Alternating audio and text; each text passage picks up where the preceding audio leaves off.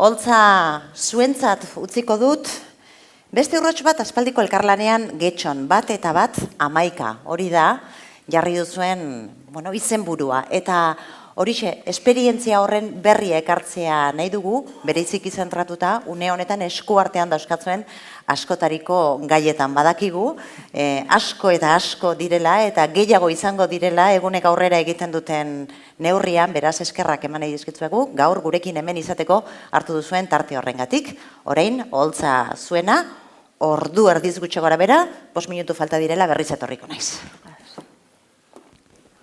Egunon guztioi. Eskerrik asko lehenengo eta behin egindako gomiteagaitik, getxoko esperientzia zuei azaltzeko aukera izateagaitik, egun honetan. Hasiko gara. Zein da gure ustez, gu daukagun zerregina euskara zerbitzuetetik. Nik hor aipamen bat egiten dugu, hasiera batetan, guretzat zailtasun bat ikusten dugula, banakoaren ahoetan gauzatzen den neurri handi batetan, ez? Banakoen gana heltzea politika hoietan nahiko zaila izaten da. Baina egia da, banako hoiek beraien artean hiztun komunitate bat osatzen dutela eta hor bai daukagula eragina egiteko aukera nabarmena. Helburua ez da horren beste euskaraz egiteko eskatzea, baizik eta euskaraz egiteko inguru sozial bat sortzen aritzea. Inguru giro hori sortu ahal izatea. Ohiturak aldatzeko, mikroklima hori prestatzea, eta bar luze bat. Aspaldian gabiltzagu lan honetan, Getxoko udalean, 2001 urtetik, urte horretan sortu genuen euskara zerbitzua, aurretik bazegoen euskararen aldeko proiektua eta lana baita ere, baina 2001an sortu genuen euskara zerbitzua. Bertan gaur egun bi teknikari, goi mailako teknikariak lan egiten dute, itzultzaile bat egonda, momentu honetan administrategi laguntzaile bat, eta trebatzaile bi. Hauek udal euskaltigitik soberan dauzkagun irakasleen eskutik. Lan egiten dute udalarentzat, trebatzaile moduan. Getxoren hizkuntza ezaguraren ezaugarriak, batez ere nabarmena izan da aldaera 1991 datutik hasita, orduan 10% inguruan geuden euskaldunen kopuruan, gaur egun 40% inguruan gaude. Baina zuetariko gehienontzat oso ezaguna dan egoera berdinean gaude, ez da berdineman aldaketa hori erabileran. Gurean 2-10% pasatzen gara gitxi gora bera, eta beraz alde batetik bestera ikaragarria dago, eta lan oso nabarmena egiteko. Nik lehenengo diapositiba hau laburtuko nuke gure zereginaren izenburu batekin. Gu errestatzailea gara. Gu errestu egin behar diogu euskaldun komunitateari euskaraz egin ahal izateko. Eta hor izan litzateke gure helburu nagusientarikoa. Zelan egiten dugu hori Getxon. Hasieratik euskalgintzarekin, elkartegintzarekin lanean ibili gara, eta horregaitik gero esango dudan moduan askoz ere errazago izan da gaur egun euskaraldiaren proiektua bidean jartzea. Aspalditik, hasieratik, X-klabea konfidantza. Nik beti esaten dut, honetara naiz etorri lagunak egitera, baina bai gitxienezko konfiantzazko maila bat sortzera. Elkarlanak horrek behar duelako, hori behar duelako. Gaiaren bestaldean, esaten dugun moduan, ezagutu eta helburu berdina daukasunean hobeto joaten direlako gauzak. Konplizitatea, adostasuna, partaidetza eta elkarrizketa beharrezkoa dira beti gure artean. Hainbat egitasmo abietu dugu, ordutik ona. Zendi, 0-12 urte bitarteko umeentzat, gurasoentzat eta ingurukoentzat, zenideentzat baita ere, klima hori sortuz, Bapirukeko udaldeku euskaldunak, euskaraz egiten udalekuak, toponimia bilbideak, berbalaguna, zuentzako ezaguna izango da zuen herrietan ere brutoko dituzuen beste proiektu batzuk, batzuen artean, gehitu kultura eta gehitu kirolak. kultura eta kirol munduari zuzendutako hitzarmen gintzaren proiektua, bertan beraien eskubideak eta gure betebeharrak bata besteari aitortu egiten diogu idatziz eta gero jarraipena egiten dugu bata bestearekin. Elkarlana bera hitzarmenetan gauzatzen da. Hitzarmenak babes politikoa eta juridikoa ematen dio elkarlan honi. Momentu honetan, 4 elkarte hauekin daukagu hitzarmenak izendunak aurrekontuetan, hitzarmenak beraiekin, Algortako Bertsolaritza Eskola, ezagun duzuela, Xabi Paia, Fredi Paia, Jon Uria, olako bertsolariet izan dira hemengo etekina, produktuak. Egizu elkartea bere garaian sortu zen herriko euskaltegiak, herriko euskara elkartea, gaur egun topagunea eta euskara zerbitzu ere lan egiten dute proiektu honetan. Bizarra Lepoan euskara elkartea referentea herrian euskararen mundua eta dinamizazio proiektu horietan, eta Iruka aldizkaria. Bere garaian Bizarra Lepoan aldizkaria, gero Uka aldizkaria, gaur egun Iruka aldizkaria paperezkoa eta bitare digitala.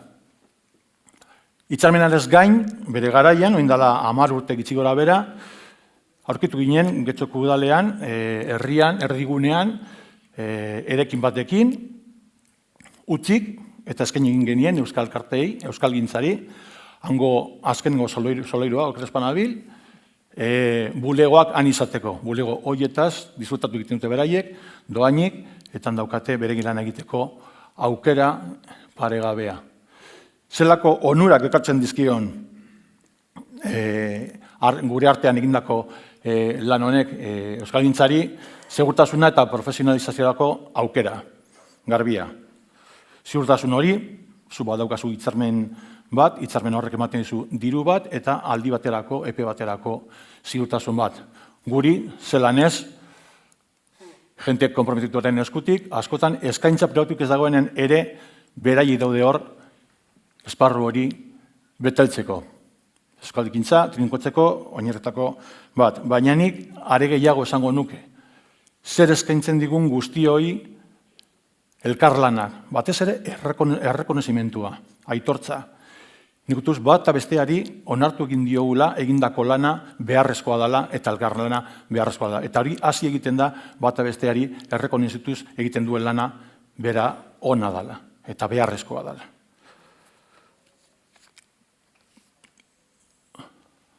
Euskaraldiaren inguruan.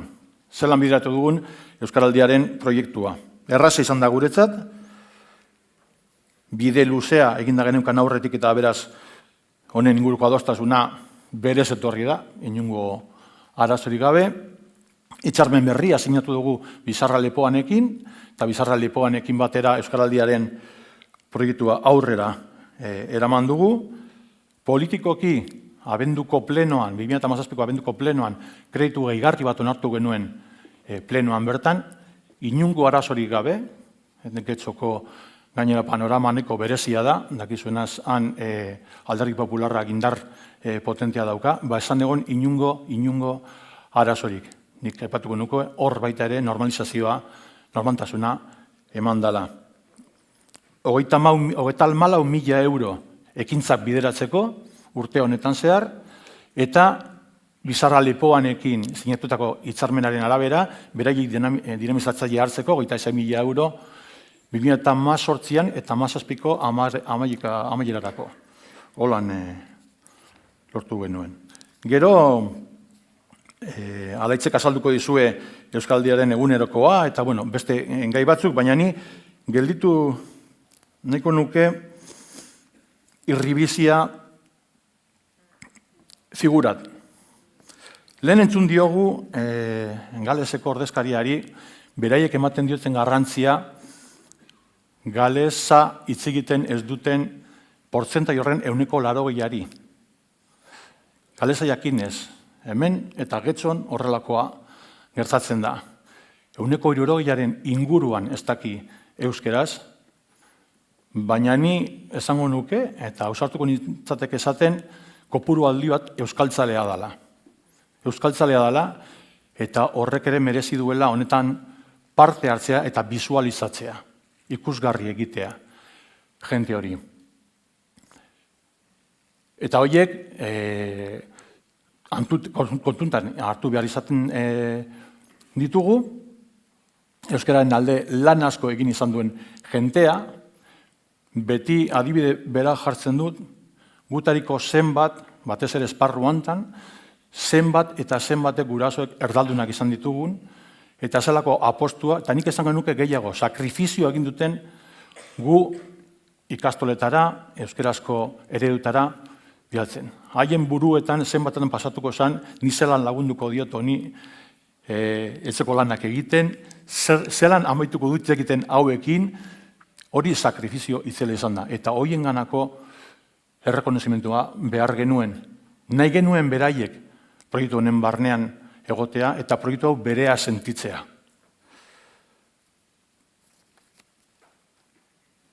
Bueno, amaitzear noa, ez hau alaitzena da, hau zen azkenengo orduan.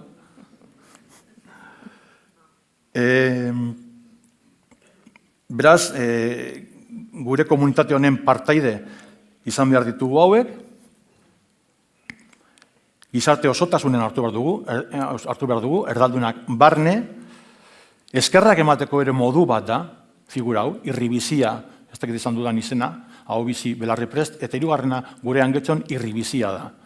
Irribizia aukeratu genuen beraiek proiektu honen aurrean irria, hau da, positiboki hartuko dutelako proiektu hau.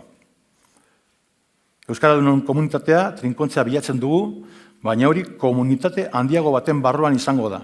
Eta komunitate horrelako partaide guztiek komunikatu behar diegu hori. Beraz, esandakoa, euskaltzaleak dira, barruan hartuko ditugu. Euskaldiak uste dut alde horretatik, lehen esan da moduan, ilusioa piztu duela eta piztuko duela. Gure lana eta gure ardura da tentzioa mantentzea, badakigulako 11 egun horietara heltzea ondino denbora falta dela, baina uste dut beharrezkoa da, merezi duela eta gainera euskalgintzarekin elkarlana gure aldetik ez dagoela atzera egiterik. Beraz, aurrera eta eskerrik asko guztioi.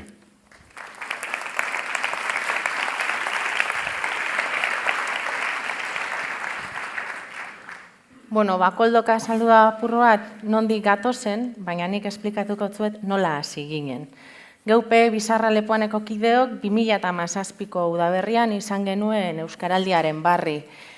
Hasieratik argi eduki gendun, hau nola edo ala, udalarekin egin behar genuela elkarlanean. Eta gu hasi ginen, geure azterketa ekonomiko eta sozial propioak egiten, eta ustaian egin genuen, 2017ko ustaian egin genuen udalarekin bilera. Planteatu genien zein zen zetorren aldaketa, eta udalaren aldetik baiezko borobila jaso genuen, eta baiezko hori Koldok aipatu duen bezala hitzarmen batean gauzatu zen, eta hitzarmena sinatu genuen. Hitzarmena zertarako langile berri bat kontratatzeko 2017ko iraietik 2018ko abenduaren 30 lanean diharduko duena.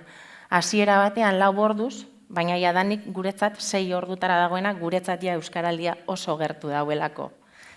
Orduen, zer egin dugu?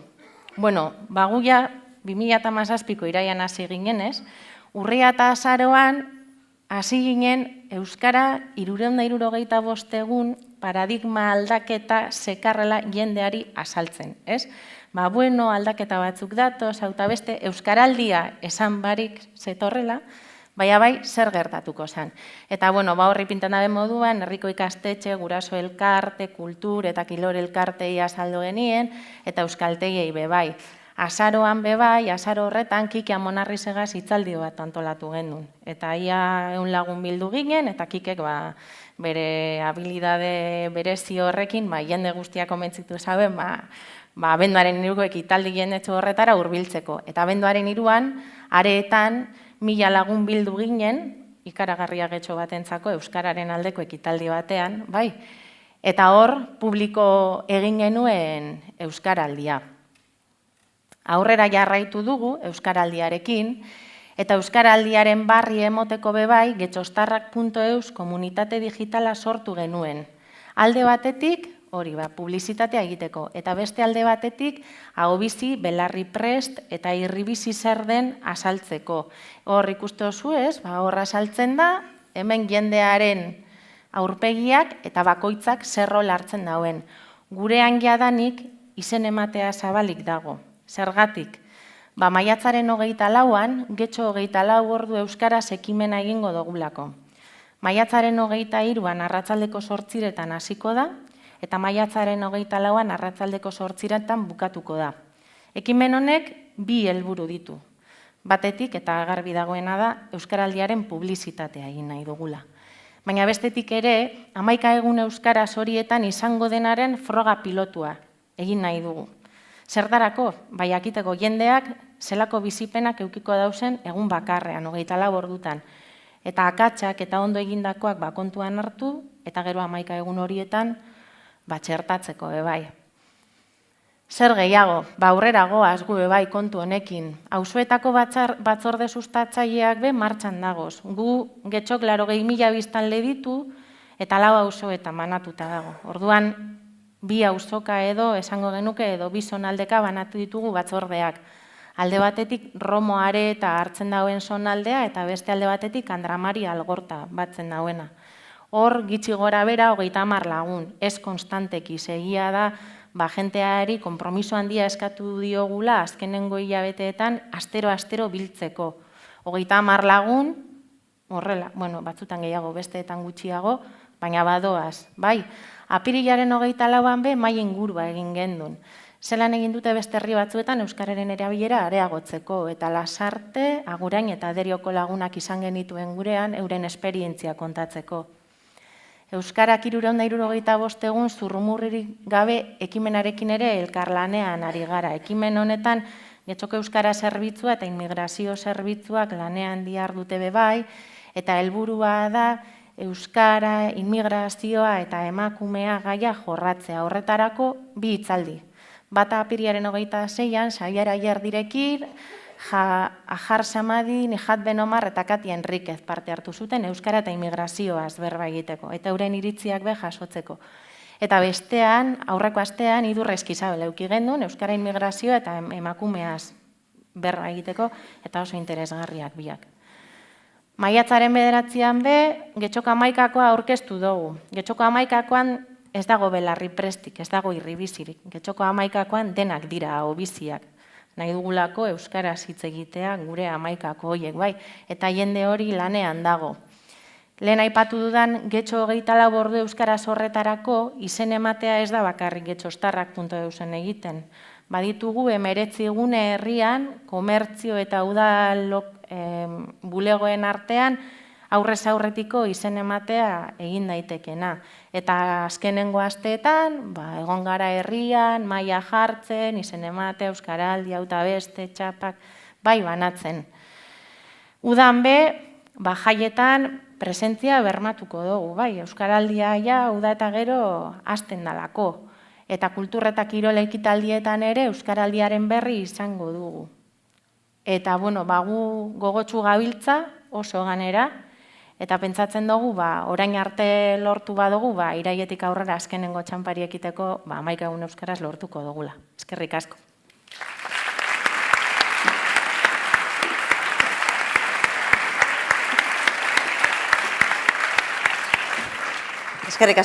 Eskerrik asko egiten ari zareten lanarengatik lehendabizi eta lan hori ona kontatzera etorri izanagatik.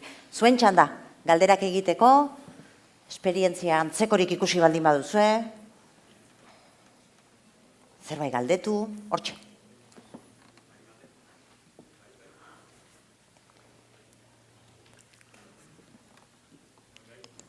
Ez.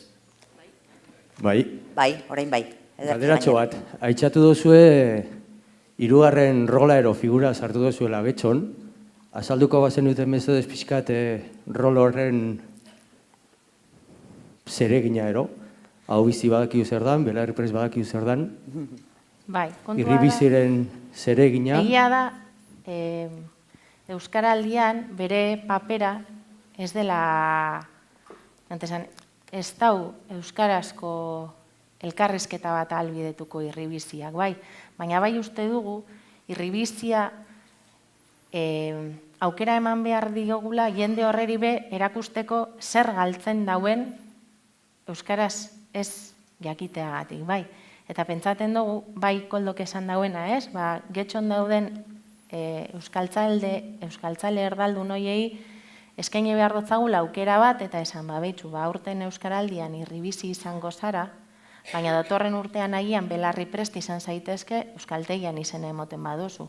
Eta horretan ere ari gara euskaltegiekin lanean, ea zelan lortu, jende honentzako, ikastaro bereziak, euskaraldia hurbildu ala, ikastaro bereziak, trinko batzuk, horrelako pilula moduko batzuk, jende hau ere nolabait minimo bat edo ahalbidetu ahal izateko. Badakigu, euskaraldiaren oinarriekin ez datorrela bat, eta guk hori badakigu. Baina bai uste dugu jende askok egin dauela lan Getxon, erdaldun askok euskararen alde. Eta hain zuzen, ni adibidez, nire gurasoak edo nire kinta bezalako beste hainbeste ikastolara joan garenak, euskaldundu garenak, baina guraso erdaldunetatik gatozenak, bai. Orduan uste dugu jende horreri emon behar dotzagula be aukera. Naiz eta gero igual elkarrizketak ez daurien ahalbidetzen eta guk hori badakigu. Baina, guazen jende hori animatzera be bai, beste urratz bat, ez? Emon dezaten. Eta datorren urteari begira, aurten irribizia dana, izan daiela belarri prest. Belarri prestari be bai eskatuko dotzagu. Aurten belarri prest izango zara, bai aurren urtean izen zaitez, hau bizia. Apur bat hildo horretatik, ez dakit onda zen duna zen, Eskerrik asko, ez dakit galdera gehiagorik dagoen. Ez dut ikusten hemendik. Behar bada kafea hartzeko gehiago dago, hizketarakoa baino, hori ere ulergarria da. Horretxe egingo dugu jarraian, Koldo eta eskerrik asko. Mila esker, Alaitz. Bioi, eskerrik asko.